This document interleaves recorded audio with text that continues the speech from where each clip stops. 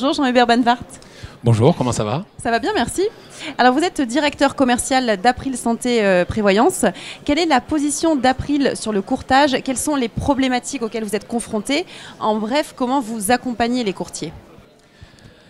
Alors depuis maintenant presque 4 ans, on a retravaillé la façon d'accompagner en fait le courtage en France, partant d'un principe que finalement ils évoluent dans un marché qui réglementairement parlant bouge beaucoup, que ce sont généralement de petites entreprises en fait les courtiers. En France, ce sont des entreprises de 1 à 5 salariés pour leur écrasante majorité, et que face à cela, ils doivent attendre en fait d'un courtier grossiste comme April autre chose que simplement de leur expliquer en quoi nos offres en fait sont de bonnes offres. Donc la stratégie qu'on a mise en place depuis 4 ans vise à bien comprendre en fait leurs problématiques, leur stratégie de développement, leur stratégie de fidélisation de leurs clients. Et en fait, le job de mes commerciaux est de travailler en fait à leur côté pour faire le lien entre des offres, celles évidemment que le groupe April propose, de la façon de les adapter et de les rendre effectivement plus efficaces en fait dans leur chaîne de concrétisation quand ils sont face à un client, pour travailler le multi-équipement de leur portefeuille, parce que c'est une stratégie en soi, pour faire face en fait à des évolutions réglementaires et les accompagner dans la formation de leurs collaborateurs et fixer avec eux des plans marketing, parce qu'aujourd'hui, le monde du courtage, comme toutes les entités, comme toutes les entreprises, doit améliorer sa capacité de prise de parole sur le client final. Donc voilà les différents points sur lesquels on a travaillé. Une nouveauté, par exemple, qui va dans ce sens-là, au 1er janvier 2018, nous avons pris la décision de renforcer l'équipe commerciale avec une équipe de formation dédiée au courtage de proximité. Parce que face aux nouvelles modifications de la DDA, pour n'en citer qu'une, nos amis courtiers, finalement, se sentent un peu seuls aussi par rapport à ces problématiques-là.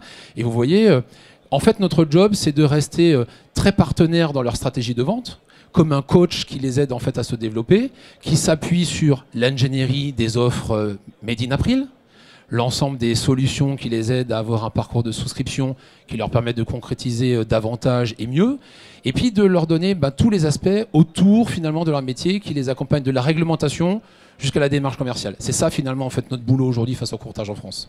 Alors, quels sont vos projets? On parle beaucoup de matérialisation, de digitalisation. Et demain, comment vous voyez la chose chez April? Alors demain, je dirais que c'est aujourd'hui. Comment on voit la chose? La digitalisation, ça emmène plusieurs sujets. Le premier sujet, en fait, pour les courtiers, c'est que la digitalisation doit leur permettre, en fait, d'améliorer la connaissance de leur client final. Tout le monde parle d'analyse de data, de big data, de mieux connaître l'expérience client, etc. C'est des sujets à la mode, pas que dans l'assurance.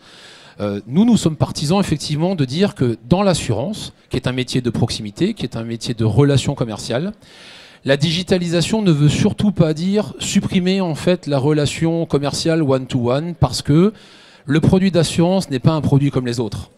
C'est un produit qui emmène du conseil, c'est un produit qui est pas toujours facile à comprendre dans la façon dont les couvertures de garantie sont matérialisées, etc.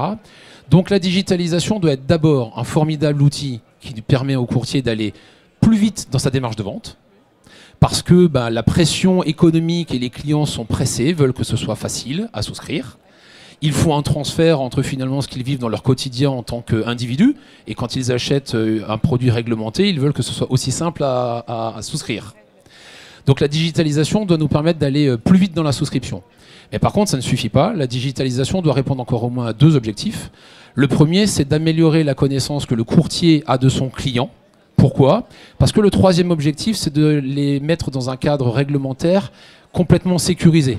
Par exemple, sur les aspects de sélection médicale, c'est un sujet très à la mode en ce moment, sur lequel aujourd'hui le groupe April se positionne. Et la digitalisation que nous avons testée sur l'assurance de prêt maintenant depuis 1 an, livre en fait toutes ces promesses. Quelles sont-elles? Les promesses sont simples, c'est ne pas dégrader en fait la façon dont on fait la sélection des risques. Parce que dans l'assurance, la sélection des risques reste, qu'on le veuille ou non, un sujet sensible.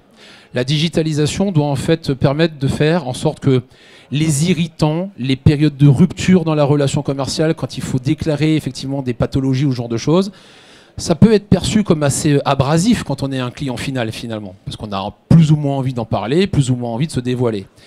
Aujourd'hui, la digitalisation nous permet de faire un parcours sans couture, qui, par le jeu d'un questionnement simple, plutôt ouverte, nous permettent de recroiser toutes les informations, de faire que le client s'exprime librement, sans pression, sans contrainte, que le courtier du coup ait une bonne compréhension de la façon dont il faut le couvrir. Et ça, c'est l'axe de la digitalisation sur lequel depuis maintenant quelques mois on a déjà sorti un parcours de souscription digitale en assurance de prêt. Et là, nous allons le déployer en fait sur les marchés de prévoyance professionnelle et de produits adaptés. D'accord. Bah, très bien, merci beaucoup. Avec plaisir, merci beaucoup. À bientôt et bon salon. À bientôt.